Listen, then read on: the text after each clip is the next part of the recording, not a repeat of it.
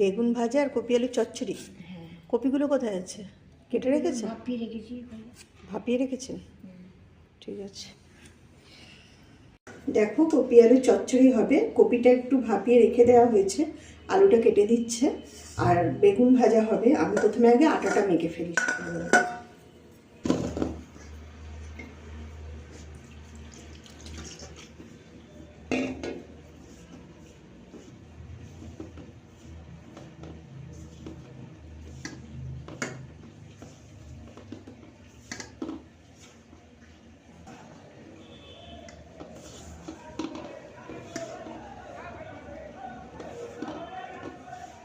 নমস্কার বন্ধুরা, আমার নতুন একটা ভিডিও তোমাদের সকলকে স্বাগত।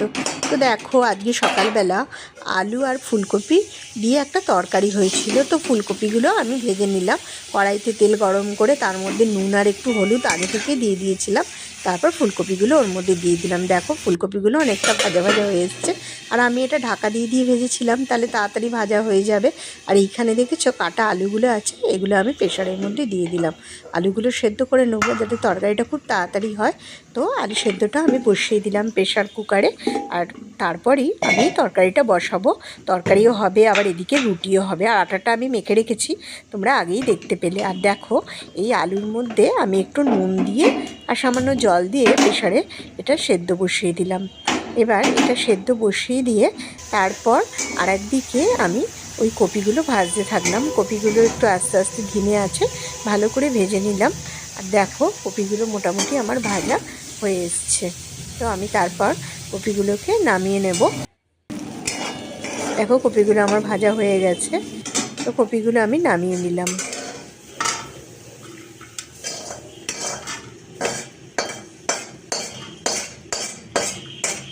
এরপর দেখো তরকারিতে দেবো বলে আমি একটা টমেটো কেটে নিলাম। আর এই শীতের টমেটোগুলো খুবই ভালো হয়, লাল লাল টমেটো।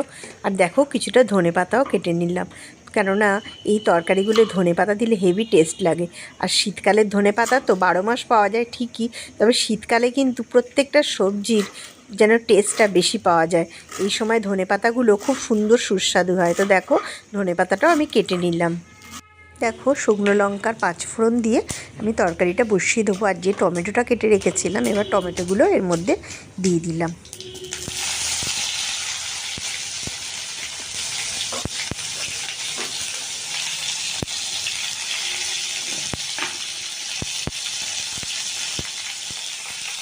এর মধ্যে একটু নুন দিলাম, টমেটোগুলো তাড়াতাড়ি নরম হয়ে যাবে। এমনিও শীতের টমেটো খুব ভালোই হয় এই সময়। তো টমেটো সবজি সব কিছুই ভালো, বেশ ফ্রেশ পাওয়া যায়। আর দেখো তারপর দিলাম হলুদ গুঁড়ো। হলুদ গুঁড়ো দিয়েও এগুলো প্রথম দিকে দিয়ে দিলে হলুদেরও কাঁচা গন্ধটা থাকবে না। আর তারপর দিলাম লঙ্কা গুঁড়ো।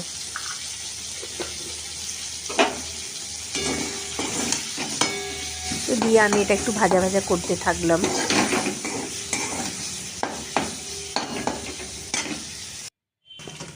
দেখো আলুটাও আমার সেদ্ধ হয়ে গেছে, আলুটাও আমি প্রেশার কুকার থেকে ঢেলে নিলাম। আর এর মধ্যে আমি দুটো কাঁচা লঙ্কাও দিয়েছিলাম। আর যে আলুটা সেদ্ধ করে রেখেছিলাম, এবার দেখো টমেটো যে নরম করে রেখেছি, 5 ফোড়ন শুকনো লঙ্কা দেওয়া হয়েছিল গরম তেলে, তার মধ্যে আমি আলুগুলোও দিয়ে দিলাম। এবার দিয়ে ভালো করে একটু নেড়ে চেড়ে তারপর এর মধ্যে জল ঢেলে দিলাম। একদম নর্মাল যেরকম রেগুলারের তরকারি হয় সেই রকম, কিন্তু এই তরকারিগুলো খেতে কিন্তু সত্যিই ভালো লাগে। আর একটু চিনি দিয়েছিলাম। আর দেখো যেটা কপিগুলো ভেজে রেখেছিলাম, এবার কপিগুলো এর মধ্যে দিয়ে দিলাম। কপিগুলো মোটামুটি আমি নরম করেই ভেজে রেখেছি, তাই জন্য একদম লাস্টের দিকে একদম তরকারির ওপরে দিয়ে দিলাম। আর দেখো ধনেপাতা ওপরে ছড়িয়ে দেবো, ব্যাস তরকারি আমার রেডি।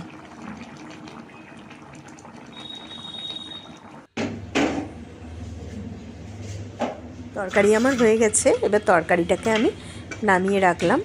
এবার যে বেগুন কেটে রেখেছিলাম, বেগুনটাও আমাকে ভেজে নিতে হবে, কেননা ডালের সঙ্গে ও বেগুন ভাজা খেয়ে যাবে।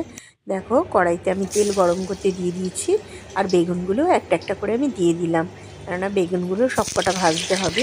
ডালের সঙ্গে বেগুন ভাজা খাবে বলে বেগুন ভাজাটা তাড়াতাড়ি করেই করতে হলো।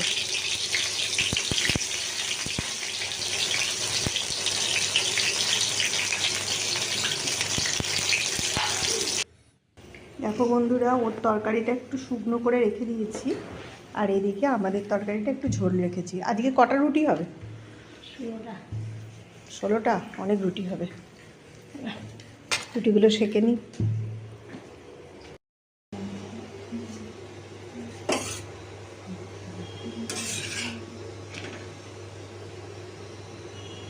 তারপরে আমি টিফিনের জন্য ডিমের অমলেটটাও ভেজে নিলাম। ও ডিমের অমলেট নিয়ে যাবে টিফিনে। আর টিফিন ছিল দেখো, রুটি আর ফুলকপি আলুর চচ্চড়ি আর ডিমের অমলেট। ওর আমি টিফিনটা এরপর গুছিয়ে দিলাম।